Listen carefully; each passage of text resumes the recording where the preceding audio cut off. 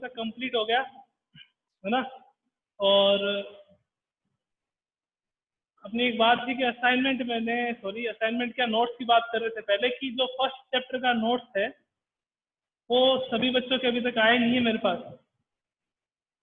तो आप उस फर्स्ट चैप्टर के नोट्स की पीडीएफ जल्दी से सेंड कीजिए मेरे को ना, कि आज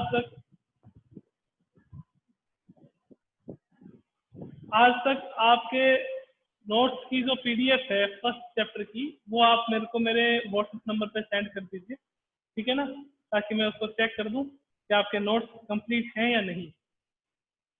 ओके, स्टार्ट करते हैं आज की क्लास। प्रीवियस क्लास थी उसमें डिस्कस कर रहे थे क्वांटम नंबर के बारे में।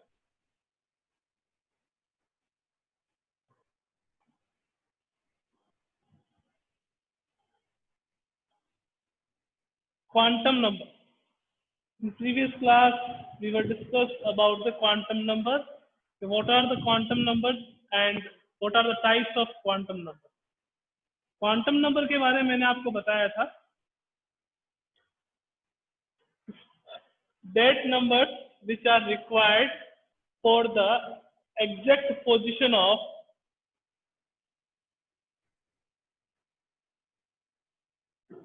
electron in an atom. Electron के एग्जैक्ट पोजीशन बताने के लिए 4 आइडेंटिफाइड नंबर्स की रिक्वायरमेंट होती है। उस नंबर्स को आप क्या कहते हो? क्वांटम नंबर्स कहते हैं।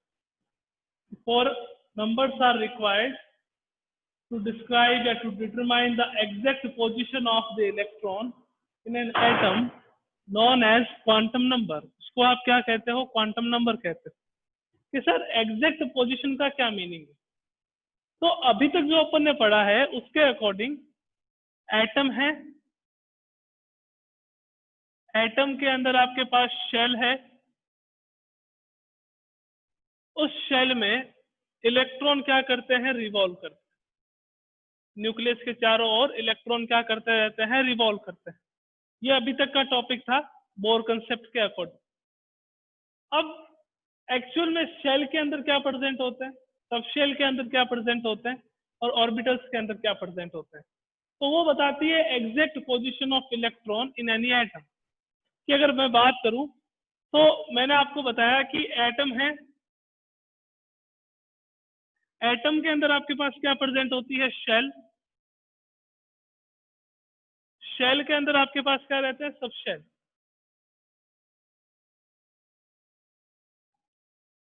सब शेल के अंदर आपके पास क्या रहते हैं? ऑर्बिटल्स। और ऑर्बिटल के अंदर क्या रहते हैं? Electrons.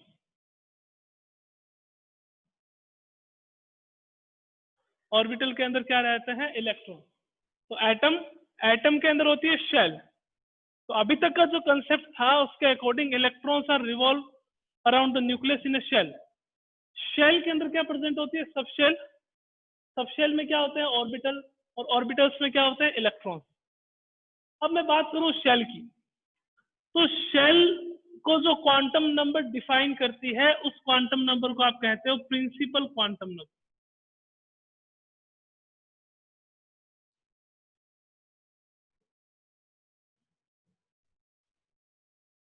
That quantum number which explain about the shell is known as principal quantum number and it is represented by small n.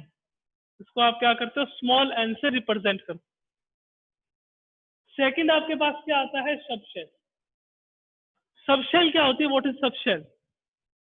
कि आपके पास सब शेल के अंदर सबशेल प्रेजेंट होती है और उस सबशेल को जो क्वांटम नंबर एक्सप्लेन करती है उसको आप कहते हो azimuthal quantum number. Azimuthal quantum number and it is represented by small L. N हो गया, एल हो गया। ऑर्बिटल्स, सबशेल के अंदर ऑर्बिटल्स प्रेजेंट होते हैं। सबशेल के अंदर ऑर्बिटल्स प्रेजेंट होते हैं। तो ऑर्बिटल के बारे में कह दें या यूं कह दें कि इलेक्ट्रॉन के 3D रिप्रेजेंटेशन को जो क्वांटम नंबर एक्सप्लेन करती है उसको आप कहते हो magnetic quantum number. magnetic quantum number and it is denoted by small s, sorry small m. और फोर्थ आता है इलेक्ट्रॉन। इलेक्ट्रॉन क्या करते हैं, अपनी ही एक्सिस पे रोटेशन करते हैं, रिवॉल्व करते हैं, अपनी ही एक्सिस पे यूं रिवॉल्व करते रहते हैं। तो इलेक्ट्रॉन जो अपनी ही एक्सिस पे रिवॉल्व करते हैं उसको जो क्वांटम नंबर एक्सप्लेन करती है उसको आप क्या कहते हो, spin quantum number. Spin quantum number, और उसको आप किससे रिप्रेजेंट करते हो, एस। तो आज की क्लास में अपन principal quantum number, azimuthal quantum number, magnetic quantum number, spin quantum number, तो इससे स्टार्ट करेंगे, इसको एक्सप्लेन करना सीखें। बहुत इंपॉर्टेंट टॉपिक है, किसके बेसिस पे कि अगर आपके पास कंपटीशन एग्जाम दे रहे हो आप, तो कंपटीशन एग्जाम के लिए क्वांटम नंबर्स बहुत ज्यादा इंपॉर्टेंट है। हर साल आप चाहे जेई की बात कर लीजिए, चाहे आप नीट की बात कर लीजिए, 1 से 2 क्वेश्चन क्वांटम नंबर पे जरूर आते हैं। और 45 क्वेश्चंस में से या 30 क्वेश्चंस में से 1 और 2 क्वेश्चन जो है वो काफी ज्यादा इंपॉर्टेंस रखते हैं। ये भी मैं आपको बता दूं ना, ये मत समझना कि 1-2 ही क्वेश्चन तो आते हैं, नहीं समझेंगे तो कोई दिक्कत वाली बात नहीं होगी, ऐसा कुछ नहीं होता। तो आइए देखते हैं, फर्स्ट डिस्कस करते हैं principal quantum number. Principal quantum number. इस प्रिंसिपल क्वांटम नंबर को आप रिप्रेजेंट करते हो स्मॉल एन। किसने एक्सप्लेन करा था इसको, गिवन बाय आपका पुराना साइंटिस्ट बोर, जिसको आप बहुत ज्यादा देर से पढ़ते हुए आ रहे हो, काफी दिन हो गए बोर के बारे में। तो इसको भी किसने दिया था, बोहर ने दिया था। Number of electron in a shell, तो उसका फॉर्मूला मैंने आपको पहले भी बताया था, वो क्या होता है, 2n²। n यहाँ पे क्या होता है, n इक्वल्स टू, आप इसको नंबर ऑफ शेल कहोगे या इसको आप प्रिंसिपल क्वांटम नंबर भी कह सकते हो, कि जो नंबर ऑफ शेल है उसी को अपन क्या कहते हैं, प्रिंसिपल क्वांटम नंबर। तो ये होता है आपके पास नंबर ऑफ शेल। अब जो प्रिंसिपल क्वांटम नंबर है, प्रिंसिपल क्वांटम नंबर कौन कौन से आपके पास आते हैं, जैसे शेल की मैं बात करूं अगर, कि कौन कौन सी शेल होती है अपने पास। एक तो शेल होती है के, एक होती है एल, एक होती है आपके पास एम, और एक होती है आपके पास एन।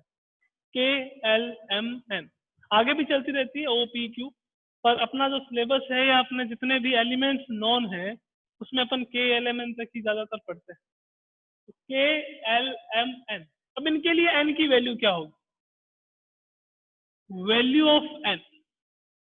तो के जब हो तो उसके लिए एन की वैल्यू होती है 1, एल जब हो तो उसके लिए एन की वैल्यू होती है 2, एम जब हो तो एन की वैल्यू कितनी होती है 3, एन जब हो तो एन की वैल्यू कितनी होती है 4।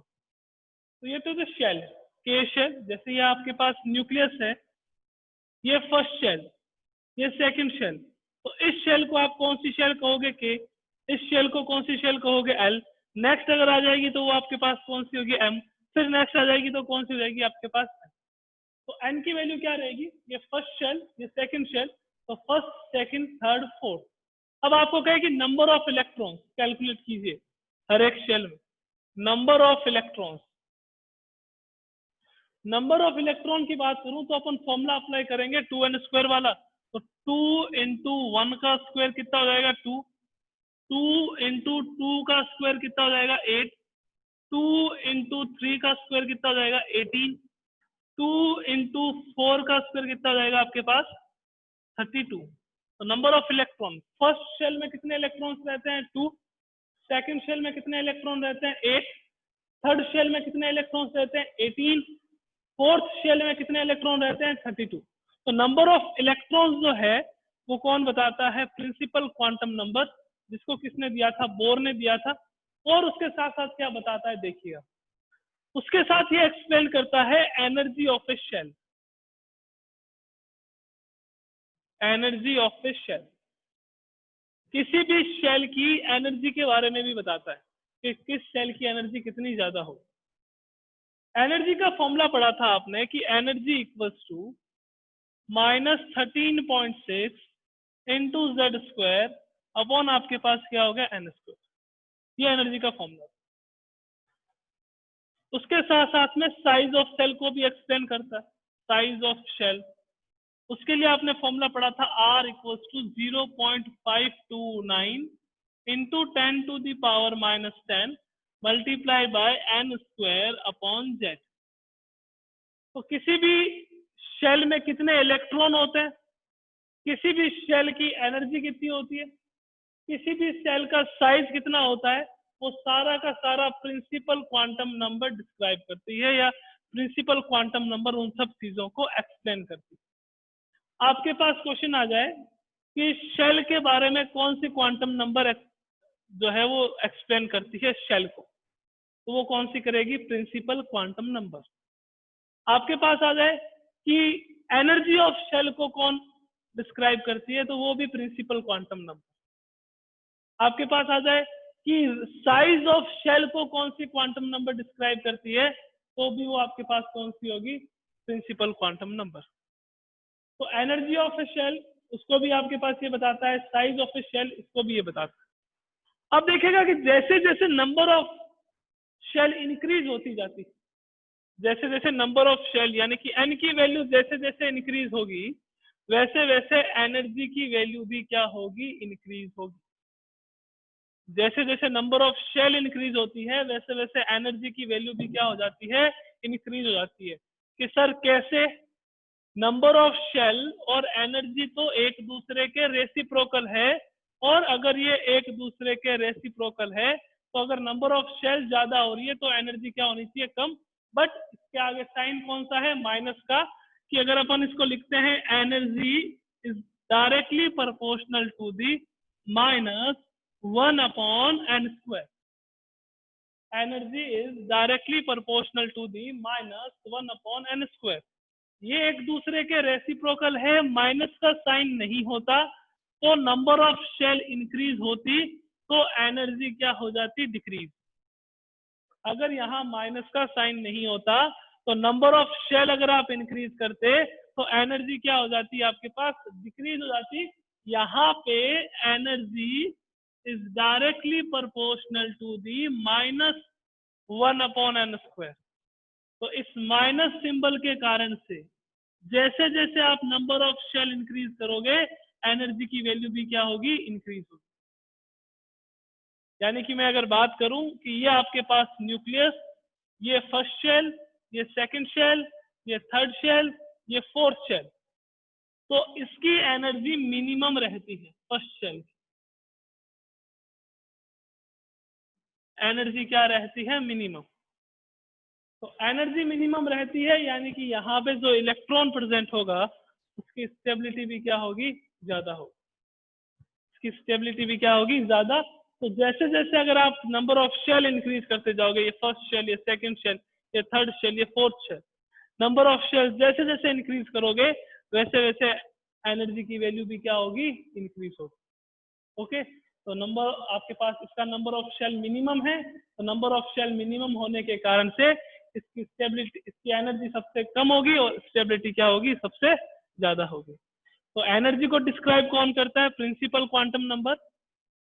साइज को डिस्क्राइब कौन करता है, principal quantum number. Number of electrons किससे पता चलते हैं, प्रिंसिपल क्वांटम नंबर से। और देखिएगा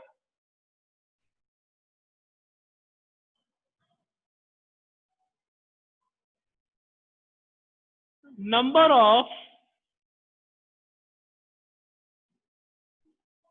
सब शेल इन ए शेल, कि आपके पास कोई सब शेल प्रेजेंट है, उसमें how many numbers of sub shells are present, तो उसका फॉर्मूला क्या होता है, उसका फॉर्मूला होता है n, यानी कि is equals to number of shell. कि मैं यूं कह दूं कि मेरे पास फर्स्ट शेल है, तो फर्स्ट शेल में नंबर ऑफ सब शेल कितने होंगे, तो अगर नंबर ऑफ शेल 1 है तो सब शेल भी कितनी होगी, 1।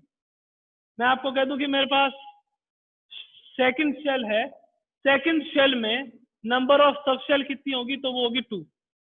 थर्ड शेल में 3, फोर्थ शेल में 4। तो number of sub shell is always equals to number of shell. अब आपको पता करना हो कि number of orbitals in a particular shell कितने होंगे। नंबर ऑफ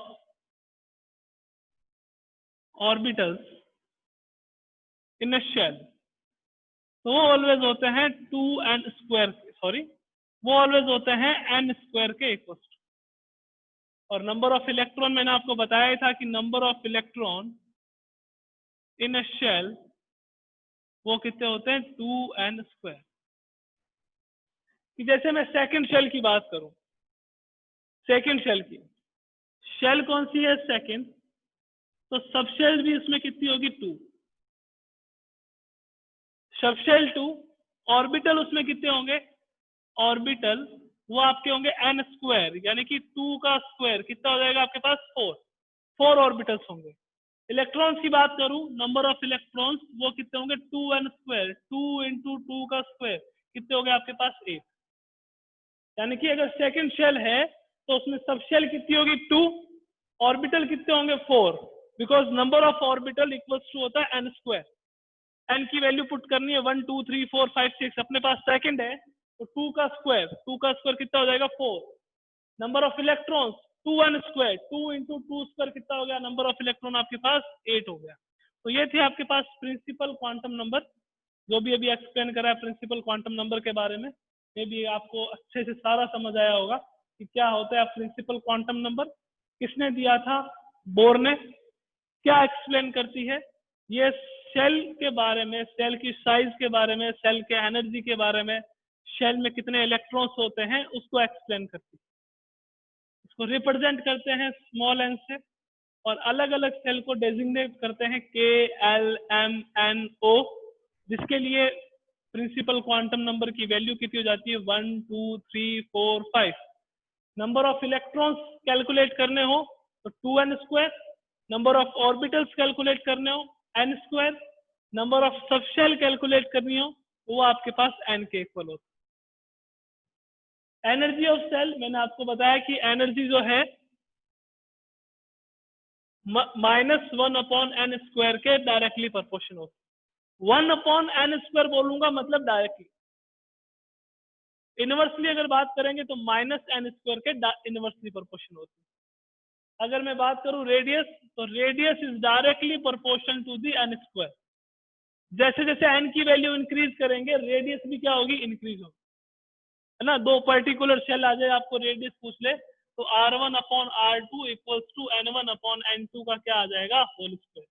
इससे आप दोनों का रेशियो कैलकुलेट कर सकते हैं। तो प्रिंसिपल क्वांटम नंबर में अगर कोई दिक्कत नहीं है तो फटाफट से हैंड रेज कर दो एक बार। प्रिंसिपल क्वांटम नंबर में अगर आपको कोई प्रॉब्लम नहीं है तो जल्दी से हैंड रेज कर दीजिए, और किसी को कोई प्रॉब्लम होगी तो लास्ट 10 मिनट में अपन प्रॉब्लम भी डिस्कस करेंगे, ठीक है ना। तो ये थी प्रिंसिपल क्वांटम नंबर। नेक्स्ट चलते हैं एजीमुथल पे। एजीमुथल थोड़ा आराम से समझिएगा, है ना, क्योंकि सबशेल के बारे में डिस्क्राइब करती है, ये सबशेल को बताती है, नंबर ऑफ इलेक्ट्रॉन सबशेल में कितने होते हैं उसको एक्सप्लेन करती है। नेक्स्ट आता है सेकंड,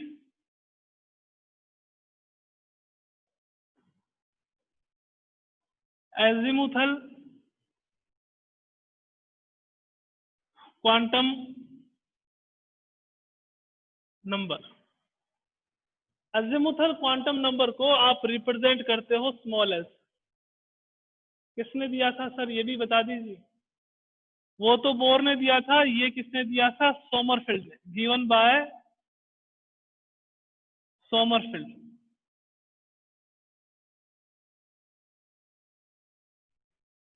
गिवन बाय सोमरफेल्ड। इसको रिप्रेजेंट करते हैं स्मॉल एल से।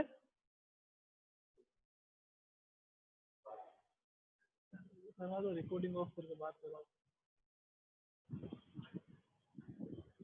तो नेक्स्ट आता है आपके पास एजीमुथल क्वांटम नंबर। किसने दिया था, ये सोमरफेल्ड ने दिया था।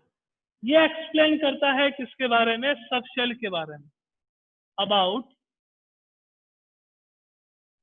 सब शेल। सब शेल के बारे में जो भी इंफॉर्मेशन चाहिए वो कहाँ से मिलेगी, एजीमुथल क्वांटम नंबर से। अब देखिएगा कि इसको एल से रिप्रेजेंट करते हैं और एल की वैल्यू होती है n-1। एल इक्वल्स टू होता है n-1, यानी कि जो भी आप प्रिंसिपल क्वांटम नंबर जो भी है उसमें से माइनस करोगे तो आपके पास एल की वैल्यू आई। अब एक टेबल एक्सप्लेन कर रहा हूँ छोटी सी, बहुत ध्यान लगा के समझिएगा उसको, क्योंकि दिक्कतें बहुत हो जाती है वहां पे। थोड़ा सा और इसमें एक दो फॉर्मूला बता देता हूँ कि number of electrons in A subshell, कोई भी सबशेल हो उसमें मैक्सिमम इलेक्ट्रॉन्स कितने होंगे, तो उसके लिए एक फॉर्मूला होता है 2 into 2l plus 1। 2 into 2l plus 1, L stand for azimuthal quantum number. के पर्टिकुलर सबशेल के लिए एल की वैल्यू क्या होगी वो आपके पास यहाँ पुट करनी है। या आपको यूं भी पूछ सकते हैं फॉर्मूला, अगर इसको मल्टीप्लाई कर देते हैं तो 4l प्लस 2। मैं ये बता दूं, ये नहीं बताऊं कभी क्वेश्चन में, एग्जाम में ये क्वेश्चन पूछ लूं कि भैया बताओ, तो आप ये नहीं कह सकते कि सर हमें करवाया हुआ नहीं। इसके लिए इंडिकेट कर देते हैं 2 इंटू 2l प्लस 1। इसको कैसे लिख सकते हैं, 4l प्लस 2 से number of electrons in a sub shell. Okay, अब मैं कहूं कि number of orbitals, number of orbitals in a sub shell वो कितने होंगे, वो होंगे 2l प्लस 1। 2l plus 1। आइए छोटी सी टेबल बनाते हैं, उससे देखते हैं कि कैसे सब शेल की वैल्यू कैलकुलेट की जाती है। कि मैं ये बात करूं कि shell value of n, value of l, l की वैल्यू कैसे कैलकुलेट करते हैं, l equals to n-1। Okay, और ये आपके पास सब शेल कि कौन सी सब शेल होगी। टेबल में क्या लिख रहे हैं, shell value of n, value of l and sub shell. ये अपनी छोटी सी टेबल है, बहुत ध्यान लगा के समझिएगा। स्क्रीन थोड़ा जूम कर लीजिए ताकि अच्छे से समझ आए, और बाद में स्क्रीनशॉट भी ले लीजिएगा ताकि नोट्स आए जब तक आप क्या कर सको, इसको देख सको आराम। शेल कौन कौन सी अपने पास, एक K है, एक L है, एक M है, और एक आपके पास है KLMN। वैल्यू ऑफ n की मैं बात करूं तो मेरे पास आएगा 1 2 3 4। वैल्यू ऑफ n क्या आ गया, 1 2 3 4। अब मेरे को क्या करना है, अब मेरे को देखना है value of l। Value of l कैसे कैलकुलेट करते हो कि l इक्वल्स टू n-1 है ना, तो n-1 करेंगे अपन, तो यहाँ क्या आएगा 1-1, क्या आ गया 0। 1-1 क्या आ गया 0। सेकंड देखेंगे अपन, 2-1 क्या आया मेरे पास आया 1। तो मैं अगर आपसे ये पूछूं कि अप टू 1 कितनी वैल्यूज पॉसिबल हो सकती है मेरे पास, अप टू 1, इसका मतलब क्या है कि अप टू तक लेना है कि 1 तक कौन कौन सी वैल्यू आ सकती है, 1 तक कौन कौन से फिगर आ सकते हैं। एक आपके पास 0 आ सकता है और एक आपके पास क्या आ सकता है 1। भाई 2 तो नहीं आ सकता ना। मैं क्या कह रहा हूं कि L की वैल्यू कैलकुलेट करते हैं n-1 से। 1-1 करा 0, 0 तक एक ही वैल्यू पॉसिबल है, वो है 0। 0 तक एक ही वैल्यू पॉसिबल है, वो कौन सी है 0। मैंने कहा L इक्वल्स टू n-1, तो आपने कहा 2-1 क्या आ गया मेरे पास, 1 आ गया। अब 2-1 मेरे पास 1 आ गया, तो 1 तक कितनी वैल्यूज पॉसिबल है, 2 वैल्यूज पॉसिबल है। एक 0 भी हो सकती है और एक कौन सी हो सकती है 1। 2 तो नहीं हो सकती, 3 भी नहीं हो सकती, 0 हो सकती है और 1 हो सकती है। मैं बात करूं 3-1, 3-1 करूंगा तो क्या आएगा मेरे पास 2। तो 2 तक कितनी वैल्यूज रहेगी, 2 तक वैल्यूज रहेगी 3, 0 1 एंड 2, 0 1 एंड 2। ओके, मैं 4 तक बात करूं कि 4-1 क्या आ गया मेरे पास 3।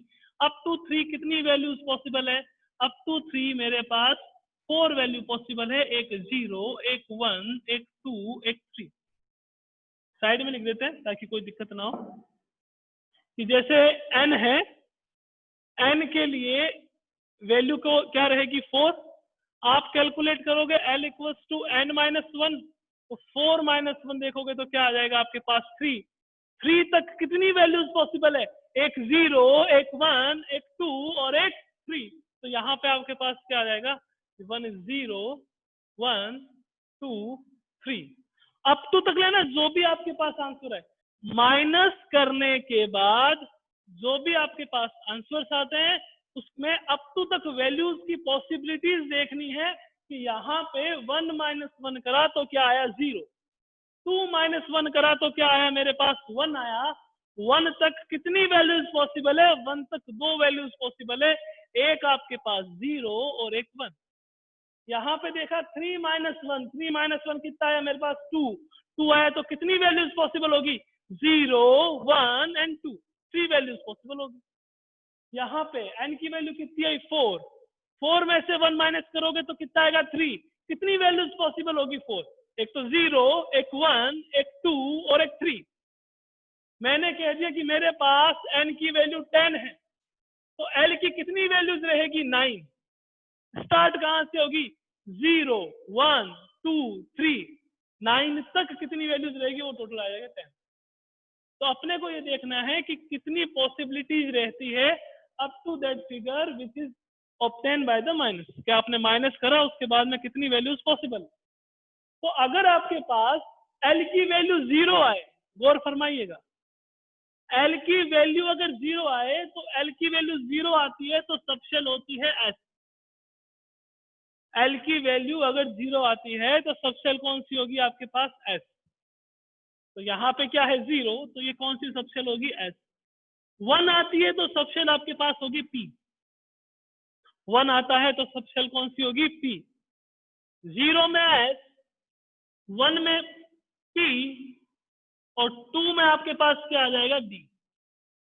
अगर यहाँ पे 3 माइनस 1 करा, L की वैल्यू 2 तक कौन कौन सी पॉसिबल होगी, एक 0, एक 1, एक 2। 0 किसके लिए, S के लिए, 1 किसके लिए, P के लिए, 2 किसके लिए, D के लिए। यहां देखें, यहां पे आपके पास 3 तक वैल्यूज पॉसिबल है, 0, 1, 2, 3, 4 वैल्यूज पॉसिबल हो सकती है। 0 किसके लिए अगेन S, 1 किसके लिए P, 2 किसके लिए D और 3 किसके लिए F।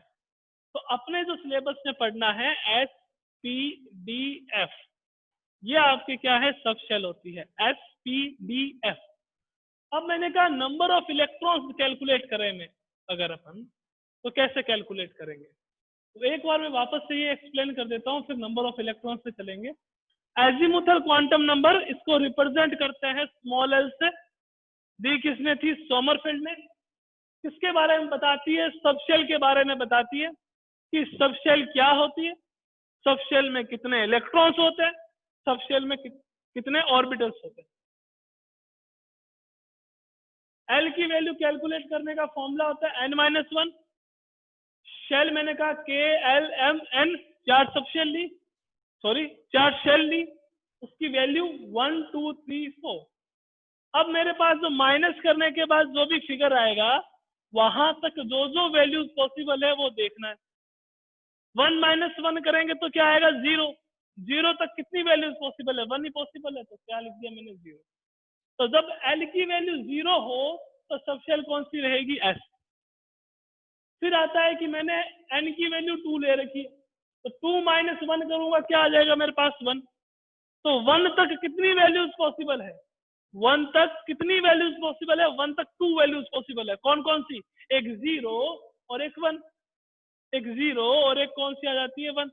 तो 1 आ गया तो आपके पास क्या आ गया यहाँ पे P। मैंने कहा 3 माइनस 1 करा 2 आया, 2 तक वैल्यूज कितनी पॉसिबल है, वैल्यूज 3, 0, 1, 2, 3 वैल्यूज पॉसिबल है, एक 0, एक 1 और एक 2। 0 आया तो S, 1 आया तो P और 2 आया तो D। मैंने कहा 4 है, 4 माइनस 1 करोगे क्या आएगा 3, 3 तक कितनी वैल्यू पॉसिबल है, 1, 0, 1, 2, 3, 0, 1 2 3, 0 हो तो S, 1 हो तो P, 2 हो तो D, 3 हो तो F। तो SPDF ये आपके पास क्या रहती है, SPDF ये आपके पास रहती है नंबर ऑफ सबसेल, ये रहती है सबसेल के बारे में एक्सप्लेन कर रहे हैं कि SPDF क्या होते हैं, ये सबसेल होते हैं। अब मैं यूं लिख दूं ना